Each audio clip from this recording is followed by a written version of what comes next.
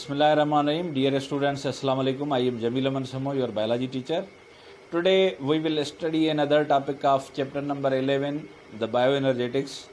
अॼु असां बायोएनर्जेटिक वारे 11 चैप्टर जी हिकु नई टॉपिक पढ़ंदासीं, that is the dark reaction or C3 cycle.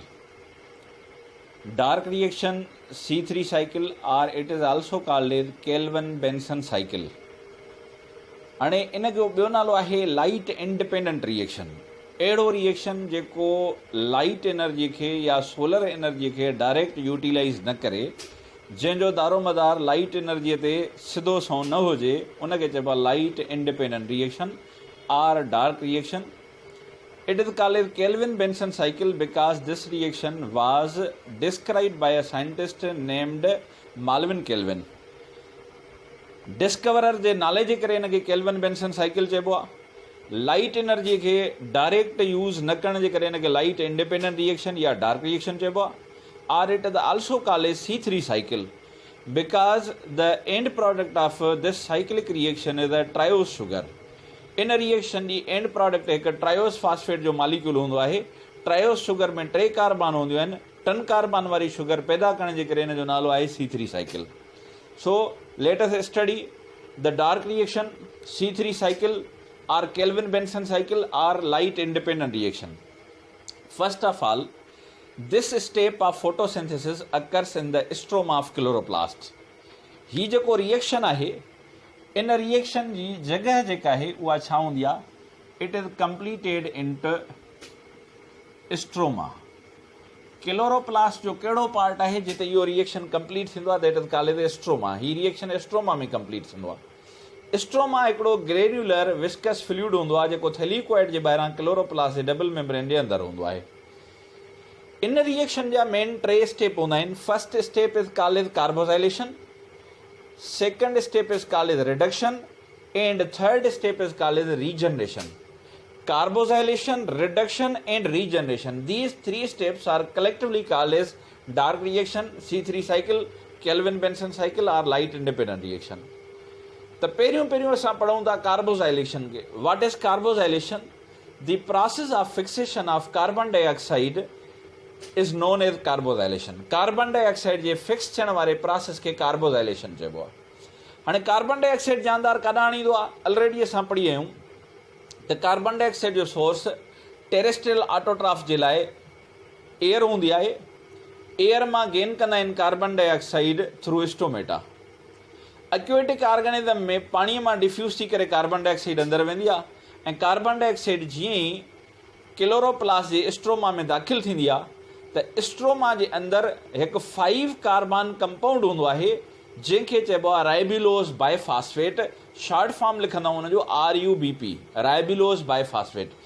It is a pentose sugar. Pentose sugar आहे पर फास्फोराइलेटेड हूंदी आहे, यानी हिन में 2 फास्फेट हूंदा आहिनि. हिकु फास्फेट हुन जे फर्स्ट कार्बन ते हूंदो आहे, हिकु फास्फेट हुन जे 5 कार्बन ते हूंदो आहे. त RUBP खे चइबो आहे it is the acceptor of carbon dioxide. इहो कार्बन डाइऑक्साइड जो एक्सेप्टर हूंदो आहे. यानी जीअं ई कार्बन डाइऑक्साइड क्लोरोप्लास्ट जे अंदरि अची वई आहे त स्ट्रोमा में इहा कार्बन डाइऑक्साइड रिएक्ट कंदी आहे RUBP सां. हाणे RUBP में टोटल 5 कार्बन हूंदियूं आहिनि. कार्बन डाइऑक्साइड में 1 कार्बन हूंदी आहे. जॾहिं पाण में एड थी वेंदा आहिनि त हिकु कंपाउंड ठहंदो आहे जेको अनस्टेबल हूंदो आहे. उन में टोटल कार्बन हूंदियूं 6. इनखे चइबो आहे it is a 6 membered intermediate compound that will be splitted into 2 equal fragments. Each fragment is called as G3P, glycerate 3 phosphate. हिकिड़ो ग्लाइसरेट हूंदो जंहिंमें 3 नंबर कार्बन ते हिकु फास्फेट हूंदो. ॿियो बि ग्लाइसरेट हूंदो जंहिंजे 3 कार्बन ते हिकिड़ो फास्फेट हूंदो. यानी टोटल मोल घणा पैदा थींदा? 2. हर ग्लाइसरेट में कार्बन घणियूं हूंदियूं? 3. त ॿ खां 6 कार्बन अची वेंदियूं 2 मोल्स ऑफ G3P में. हाणे असां इनखे रिएक्शन खे मिनिमाइज़ करे ईअं बि लिखी सघूं था त कार्बन डाइऑक्साइड ऐं RUBP जे रिएक्शन सां 2 मोल ठही पिया G3P जा.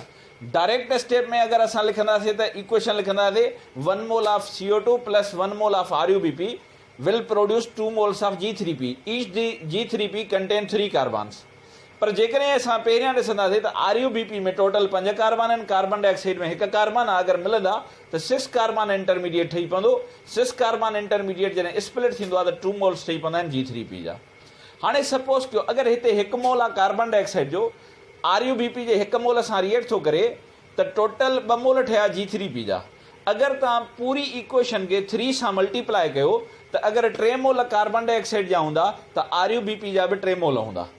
जेकॾहिं 3 मोल CO3 जा रिएक्ट कंदा 3 मोल RuBP सां त 6 मोल ठही पवंदा G3P जा। हाणे इन रिएक्शन खे कैटालाइज़ कराईंदो आहे एंजाइम जंहिंजो नालो आहे RuBisco। RuBisco खे चइबो आहे इट वर्क एज कार्बो ऑक्सीलेज। छाजे करे त इहो कार्बोजाइलेशन में छा थो करे, हेल्प करे थो, यानी कार्बन डाइऑक्साइड खे फिक्स करण में हेल्प थो करे।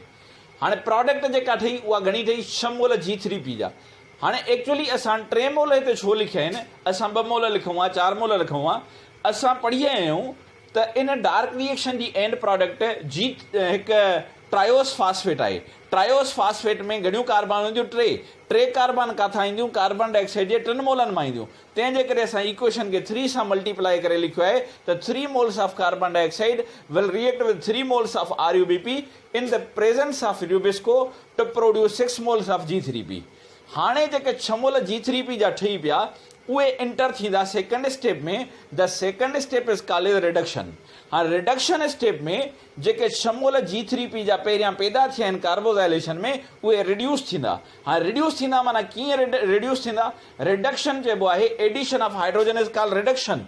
जेके NADPH में 6 हाइड्रोजन आहिनि उहे गेन कंदा G3P जा 6 मोल। त असां हीअं लिखी सघूं था, हितां निकिरंदियूं छा निकिरंदियूं, हितां हाइड्रोजन, हितां घणियूं हाइड्रोजन निकिरंदियूं, हितां हाइड्रोजन निकिरंदियूं 6। जॾहिं 6 मोल निकिरंदा हाइड्रोजन जा त उहे 6 हाइड्रोजन गेन कंदो केरु, G3P। त G3P will be converted into 6 moles of Ga3P। माना हिन जे NADPH में हर मालिक्यूल में 1 हाइड्रोजन आहे, 6 मालिक्यूलनि में 6 हाइड्रोजन जा मोल हूंदा। हाणे उहे एड थींदा 6 मोल G3P में। As a result 6 mole of Ga3P will be produce ग्लाइसराइल aldehyde 3 phosphate. तव्हां पढ़ियो आहे चैप्टर नंबर 2 में ग्लाइसराइल अल्डिहाइड ट्रायोस शुगर आहे, उन जे 3 कार्बन ते 1 फास्फेट हूंदो, मोल साॻा ई 6 हूंदा। हाणे जॾहिं NADPH पंहिंजूं 6 कार्बन ॾेई छॾियूं, कंहिंखे ॾेई छॾियूं, 6 हाइड्रोजन ॾेई छॾियूं कंहिंखे G3P खे, त 6 मोल ठही पिया Ga3P जा। बाक़ी इन मां 6 मोल ठहंदा NADPH जा। हाणे फ़क़ति इहो एतिरो ई न आहे, पर इन रिएक्शन में एड थींदा आहिनि 6 moles of ATP also. ATP जा बि 6 मोल एड थींदा आहिनि। हाणे ATP छा कंदी आहे, ATP जा 6 मोल एनर्जी प्रोवाइड कंदा ताकि हाइड्रोजन NADPH मां निकिरी करे हिन में एड थिए। हाणे जॾहिं 6 मोल ATP जा टुटंदा त 6 मोल ठहंदा ADP जा, 6 मोल ठहंदा इनऑर्गेनिक फास्फेट जा। माना रिडक्शन में G3P हाइड्रोजन गेन करे रिड्यूस थियो ऐं उन रिड्यूस्ड प्रोडक्ट कहिड़ी ठही, Ga3P। NADP हाइड्रोजन ॾेई करे ऑक्सीडाइज थियो ऐं पैदा कयईं 6 मोल NADP जा। ATP एनर्जी ॾींदो आहे, पाण डीकम्पोज थी करे 6 मोल ADP जा 6 मोल इनऑर्गेनिक फास्फेट जा ठाहींदो आहे। हाणे इन रिएक्शन खे ॾिसो त ही अहिड़ो स्टेप आहे जंहिंमें NADPH बि यूज़ थियो आहे त ATP बि यूज़ थियो आहे। असां ऑलरेडी पढ़ियो आहे NADPH ऐं ATP छा हूंदा आहिनि, these are the products of light reaction. ही लाइट रिएक्शन जो प्रोडक्ट हूंदियूं आहिनि। These are called carrier molecules. ही कैरियर हूंदा आहिनि। NADPH is carrier of hydrogen of water, ATP is carrier of solar energy. त सोलर एनर्जी जो carrier केरु आहे, ATP, ऐं हाइड्रोजन जो कैरियर केरु आहे, NADPH। ये कैरियर मॉलिक्यूल ॿई 6 मोल यानी इक्वल रेशो में यूज़ थिया। कहिड़े स्टेप में, रिडक्शन में। त प्रोडक्ट ठही 6 मोल्स ऑफ Ga3P। हाणे ज़हन में रखो, अगरि असां इन्हनि 6 मोलनि खे कैटेगराइज़ कयूं त इन मां हिकिड़ो मोल अलॻि था कयूं 6 मोलनि मां Ga3P जो। बाक़ी 1 मोल अलॻि करण सां घणा बचा, 5 मोल जेके Ga3P जा आहिनि, they will participate in an other step of dark reaction that is called regeneration. हाणे रीजनरेशन, री माना अगेन, जनरेशन माना फॉर्मेशन, रीजनरेशन माना रीफॉर्मेशन। जेको मॉलिक्यूल हिते इस्तेमालु थियो हुयो RuBP 3 मोल, उहो ॿीहर ठही पवंदो आहे। इन जा 3 मोल ॿीहर रिकवर थींदा। कहिड़े स्टेप में, रीजनरेशन में। हाणे उनखे रिकवर करण जे लाइ 5 मोल इस्तेमालु थींदा आहिनि Ga3P जा। इन रिएक्शन खे चइबो आहे rearrangement reaction, means 5 moles of triose compound will produce 3 moles of pentose sugar। RuBP pentose sugar आहे, यानी RuBP जे हर मोल में 5 कार्बन हूंदियूं, पर उन जा मोल घणा ठहंदा, 3। त 3 5 15। हिते मोल घणा आहिनि, 5। हर एक में कार्बन घणियूं आहिनि, 3। त 5 खां 15। त हेॾे बि 15 कार्बन आहिनि, हेॾे बि 15। पर हेॾे शुगर ट्रायोज़ आहे जंहिंजा 5 मोल आहिनि, हेॾे शुगर पेंटोज़ आहे जंहिंजा 3 मोल आहिनि। त यानी कन्वर्जन थींदी आहे 5 moles of GH3P will produce 3 moles of RUBP। हिते अगर ॾिसो कार्बोडाइलेशन में त 3 मोल RUBP जा इस्तेमाल थिया कार्बन डाइऑक्साइड खे ट्रैप करण जे लाइ। हिते साॻा ई 3 मोल RUBP जा ॿीहर रिकवर थी विया आहिनि। हाणे इन खे रीजनरेट करण जे लाइ ATP यूज़ थींदी आहे। ATP जॾहिं टुटंदी आहे त ATP जे टुटण सां 3 मोल ADP जा ठहंदा, फास्फेट बि 3 ठहंदा आहिनि, पर हिकिड़ो फास्फेट RUBP में यूज़ थी वेंदो आहे। छाजे करे त हिते G3P जा 5 मोल आहिनि, हर G3P में 3 कार्बन ते हिकु फास्फेट हूंदो, त हिते G3P जे 5 मोलनि में 5 फास्फेट हूंदा, पर RUBP हिकु राइबुलोज बाइफास्फेट में 2 फास्फेट हूंदा आहिनि, त 3 मोलनि में 6 फास्फेट हूंदा। 5 फास्फेट त GH3P वारा आहिनि, बाक़ी जेको हिकिड़ो फास्फेट खपंदो आहे उहो हिते जेको ATP जे टुटण सां 3 मोल फास्फेट जा ठहंदा आहिनि, 1 मोल फिक्स थी वेंदो आहे RUBP में, बाक़ी 2 मोल फास्फेट इनऑर्गेनिक जा बची पवंदा आहिनि। त ही असांजा 3 स्टेप आहिनि, कार्बोडाइलेशन, रिडक्शन, रीजनरेशन। हिते कार्बन डाइऑक्साइड फिक्स थी, फिक्स करण में हुनखे एक्सेप्ट करण जो कमु कंहिं कयो RUBP। 3 मोल छाजे करे था पिया रिएक्ट कनि, इन जे करे त हिन जी प्रोडक्ट ट्रायोज शुगर आहे। हिकु ट्रायोज में 3 कार्बन आहिनि त कार्बन डाइऑक्साइड बि 3 खपनि। पहिरीं प्रोडक्ट फर्स्ट रिएक्शन में ठही 6 मोल G3P जा, हिसो वरितऊं रिडक्शन में, इते यूज़ थिया NADPH ऐं ATP, ॿई लाइट रिएक्शन जो प्रोडक्ट इक्वल रेशो में गॾु यूज़ थियूं। कहिड़े रिएक्शन में? रिडक्शन में। ऐं रीजनरेशन में फ़क़ति ATP यूज़ थी आहे, जेका बि लाइट रिएक्शन पैदा कंदो आहे। त लाइट रिएक्शन जी हिकिड़ी प्रोडक्ट ATP यूज़ थींदी आहे रिएक्शन में, कहिड़े में? रीजनरेशन स्टेप वारे में। जॾहिं त रिडक्शन स्टेप में ATP ऐं NADPH ॿिन्हिनि जा 6 मोल यूज़ थींदा आहिनि। जॾहिं त कार्बोडाइलेशन उहो स्टेप आहे जेको लाइट रिएक्शन ते डिपेंड नाहे कंदो। त डार्क रिएक्शन जो उहो स्टेप जेको लाइट रिएक्शन जी का बि प्रोडक्ट इस्तेमाल न करे, न NADPH न ATP, that is called carboxylation. Dark reaction जो उहो स्टेप जेको लाइट रिएक्शन जो ॿई कैरियर मालिक्यूल NADPH ATP गॾु यूज़ करे, उनखे चइबो आहे रिडक्शन। ऐं डार्क रिएक्शन जो उहो स्टेप जेको लाइट रिएक्शन जी हिकिड़ी प्रोडक्ट ATP यूज़ करे, उनखे चइबो आहे रीजनरेशन। अगरि टिनि रिएक्शन जी समरीअ ॾे अचूं त नेट इनपुट ऐं आउटपुट छा आहे? त हिते नेट इनपुट आहे 3 मोल कार्बन डाइऑक्साइड जा जेके यूज़ थिया कंहिंमें? कार्बोडाइलेशन में। 6 मोल NADPH जा यूज़ थिया आहिनि कंहिंमें? रिडक्शन में। 3 मोल ATP जा ही ऐं 6 मोल ATP जा ही, टोटल 9 मोल यूज़ थिया आहिनि ATP जा। त ओवरऑल पूरे डार्क रिएक्शन जा जेके रिएक्टेंट्स आहिनि, The reactants of dark reaction are 3 moles of carbon dioxide, 6 moles of NADPH and 9 mole of ATP। असां ATP ऐं NADPH खे चवंदा आहियूं कैरियर मालिक्यूल। त टोटल इते कैरियर घणा यूज़ थींदा आहिनि? 15 कैरियर्स आर यूज़्ड।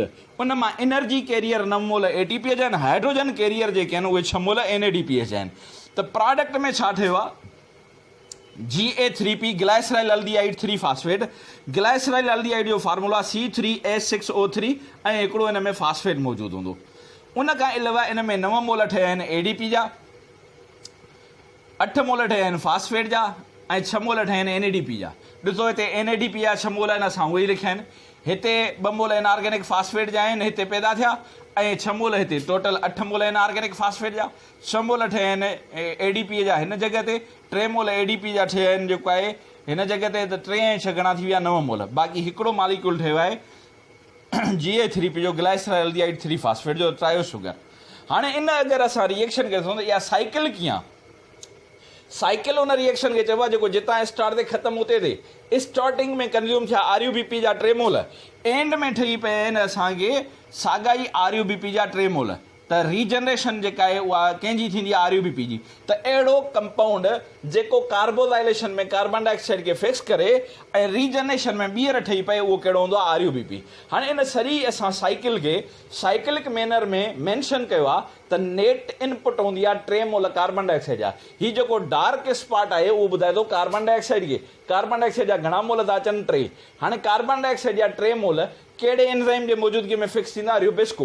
इनखे एक्सेप्ट केरु कंदो आहे? राइबुलोज बाइफास्फेट, जंहिंखे असां लिखंदा आहियूं RUBP, राइबुलोज बाइफास्फेट। हाणे राइबुलोज बाइफास्फेट में टोटल घणियूं कार्बन हूंदियूं आहिनि? 5 कार्बन। हाणे ॾिसो पर हिते पहिरीं कार्बन, हीअ ॿी, हीअ टीं, हीअ चौथी, हीअ 5। हाणे टोटल 5 कार्बन थियूं राइबुलोज बाइफास्फेट में। बाइफास्फेट छो था चऊं? त हिन में पहिरीं कार्बन ते बि फास्फेट हूंदो आहे ऐं उन में 5 कार्बन ते बि फास्फेट हूंदो आहे, पर इन जा टोटल मोल घणा यूज़ थींदा आहिनि? 3। 3 मोल RUBP जा, 3 मोल कार्बन डाइऑक्साइड जा रिएक्ट कंदा कंहिंजे मौजूदगी में? रूबिस्को जे मौजूदगी में। त 6 मोल ठही पवंदा 3 फास्फोग्लाइसरेट जा। अहिड़ो फास्फोग्लाइसरेट जंहिंजे टी कार्बन ते छा मौजूदु आहे फास्फेट। ॾिसो पहिरीं ॿी टी कार्बन, ठीकु आहे, उन 3 कार्बन वारे ते टोटल जेके मोल ठहंदा उहे घणा ठहंदा 6, ऐं 3 कार्बन ते हिन में छा मौजूदु आहे फास्फेट मौजूदु आहे। त 3 फास्फोग्लाइसरेट जा घणा मोल ठहिया 6। हाणे इहो पहिरियों स्टेप जेको आहे इनखे चइबो इहो फेज़ 1 आहे, that is called as carbon dioxide fixation, या इनखे चइबो आहे carboxylation. Phase 1 is carbon fixation या कार्बोजाइलेशन। रिएक्टेंट कहिड़ा RuBP, कहिड़ो एंजाइम रुबिस्को, कार्बन डाइऑक्साइड जा 3 मोल, RuBP जा 3 मोल, 6 मोल ठहिया कंहिंजा 3 फास्फोग्लाइसरेट जा। हाणे जेको 3 फास्फोग्लाइसरेट आहे उहो पहिरियां ATP सां रिएक्ट कंदो आहे। ATP पंहिंजा 6 फास्फेट लास करे कन्वर्ट थींदो 6 मोल ADP में। बाक़ी जेको कंपाउंड ठहंदो उहो ठहंदो 1,3 बायफास्फोग्लाइसरेट। हाणे पहिरियां वारो फास्फेट काई पोज़ीशन ते हुयो 3 ते, जेको नओं ATP जो फास्फेट ईंदो उहो ईंदो पहिरीं कार्बन ते। त 1 2 3 फर्स्ट ते बि फास्फेट 3 ते बि, इनखे चइबो 1,3 बायफास्फोग्लाइसरेट। पर मोल इन जा बि घणा हूंदा 6। उन खां पोइ इहो रिएक्ट कंदो आहे NADPH सां। NADPH पंहिंजा हाइड्रोजन ॾींदो आहे कंहिंखे 1,3 बायफास्फोग्लाइसरेट खे, त प्रोडक्ट ठही पवंदी आहे glyceryl aldehyde 3 phosphate. NADPH hydrogen loss करे NADP में कन्वर्ट थींदी, इनखे चइबो आहे फेज़ 2 यानी रिडक्शन। यानी पहिरियों स्टेप कहिड़ो कार्बन फिक्सेशन, ॿियो स्टेप कहिड़ो आहे रिडक्शन। इन ग्लाइसराइल अल्डिहाइड 3 फास्फेट जे 6 मोलनि मां 1 मोल जेको हूंदो आहे उहो हूंदो आहे G3P जो ग्लाइसराइल अल्डिहाइड 3 फास्फेट जो, जेको ग्लूकोस खे ठाहिण में या अदर प्रोडक्ट खे ठाहिण में यूज़ थी वेंदो आहे। इहा हूंदी आहे आउटपुट। 6 मोलनि मां 1 मोल आउटपुट थियो, 6 मां 1 आउटपुट, बाक़ी घणा मोल बचा 5 मोल G3P जा रिएक्ट कंदा आहिनि कंहिंसां ATP सां। ATP सां रिएक्ट कंदा, घणा मोल ATP सां 3 मोल ATP सां। ATP जे 3 मोलनि सां रिएक्ट करे इहे 3 मोल ठहींदा कंहिंजा RuBP जा। त G3P जे 5 मोलनि मां 3 मोल ठही पवनि RuBP जा, इनखे चइबो phase 3, that is called as regeneration of RuBP। माना लास्ट स्टेज में RuBP रीजनरेट थींदो आहे ऐं फर्स्ट फेज़ में RuBP यूटिलाइज़ थींदो आहे। छो यूटिलाइज़ थींदो आहे? कार्बन डाइऑक्साइड खे ट्रैप करण जे लाइ। त नेट असांखे जेके रिएक्टेंट आहिनि उहे कहिड़ा आहिनि? हिकु कार्बन डाइऑक्साइड आहे। कार्बन डाइऑक्साइड खां अलावा 6 मोल ATP जा, 6 मोल NADPH जा जेके रिडक्शन में यूज़ थिया आहिनि, ऐं 3 मोल ATP जा जेके रीजनरेशन में यूज़ थिया आहिनि। त टोटल कैरियर 15 यूज़ थिया, जंहिं मां 9 मोल ATP जा, 6 मोल NADPH जा आहिनि, 3 मोल कार्बन डाइऑक्साइड आहिनि। प्रोडक्ट असांखे ट्रायोस फास्फेट मिली आहे, तंहिंजे करे हिनखे चइबो आहे C3 cycle, kelvin Benson cycle, या इनखे चइबो आहे रिडक्टिव पेंटोस फास्फेट साइकिल। इहे हिन जा नाला आहिनि अदर। त इहो अॼु असां dark reaction of photosynthesis complete कयोसीं। इन खां पोइ असां इंशाल्लाह रेस्पायरेशन खे शुरू करे नई टॉपिक में ईंदासीं। तेसीं ताईं पंहिंजो ख़्यालु रखंदा। अल्लाह हाफ़िज़।